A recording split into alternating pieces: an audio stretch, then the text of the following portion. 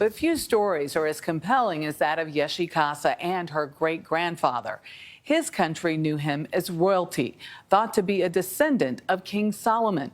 His worshippers, including reggae legend Bob Marley, knew him as a messiah, and the world knew him as Haile Selassie, ruler of Ethiopia, the last in a 3,000-year-old dynasty. The new documentary, Grandpa Was an Emperor, is all about her journey of discovery and coming to terms with both a privileged and very painful past. I was thrilled to be a New Yorker. I'm a New Yorker. But your heart? My heart, I'm an Ethiopian. For 40 years, Yeshe Casa has lived in relative obscurity as a banker in the Big Apple, exiled from her homeland and her birthright. Some people want to call me princess, but I'm really not one. But your grandpa? My grandfather was an emperor, yes. Grandpa Was an Emperor is the little-known story behind the overthrow of Emperor Haile Selassie, a monarchy which claimed ancestral ties to King Solomon and the Queen of Sheba. So what do I remember about him? He was very strict, very austere, very quiet. You weren't allowed to just talk and act in any kind of childlike way. You had to be very grown up. From 1930 to 1974, Selassie federalized a once feudal nation, abolishing slavery, resisting Italy's fascist occupation, Emperor Haile Selassie rides in majesty through London, and raising Ethiopia's political standing around the world. The White House rolls out the red carpet for Emperor Haile Selassie. He also presided over the continent's first African Union. But poverty and a crippling famine began to undermine his rule, as well as his annexation of neighboring Eritrea. This is the last picture taken before our lives went straight to hell. This film answers a lifetime of questions. This was the hardest one ever because of all these stories.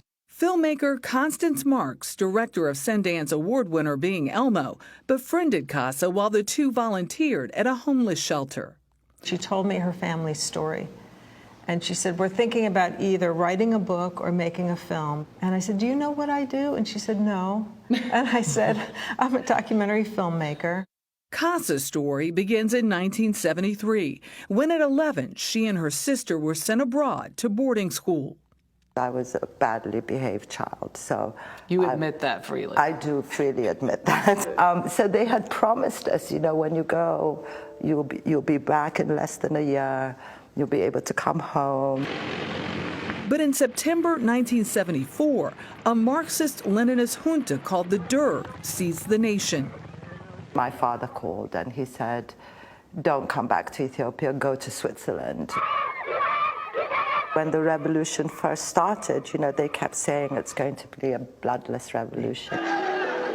They promised, you know, land for the farmers and economic reforms and political reforms and social reforms.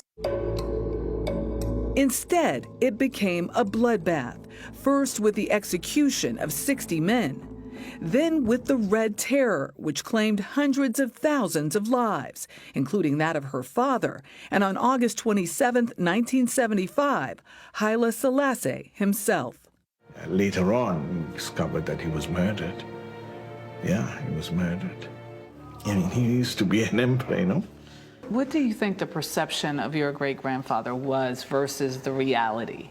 I think there was a perception that he was all-powerful, and I think that's where people make a mistake about Grandpa. You know, he abolished slavery, he federalized the system, and he had massive opposition in doing that from these incredibly powerful aristocratic families that had as much power as him. But it's the survivors that the film seeks to hail.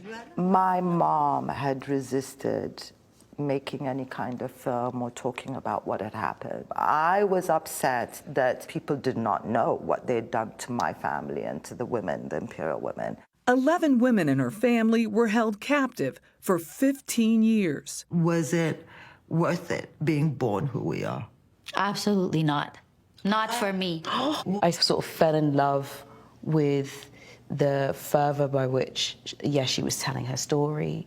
I call her Auntie Yeshi. Tony Award-winning actress Cynthia Erivo is executive producer.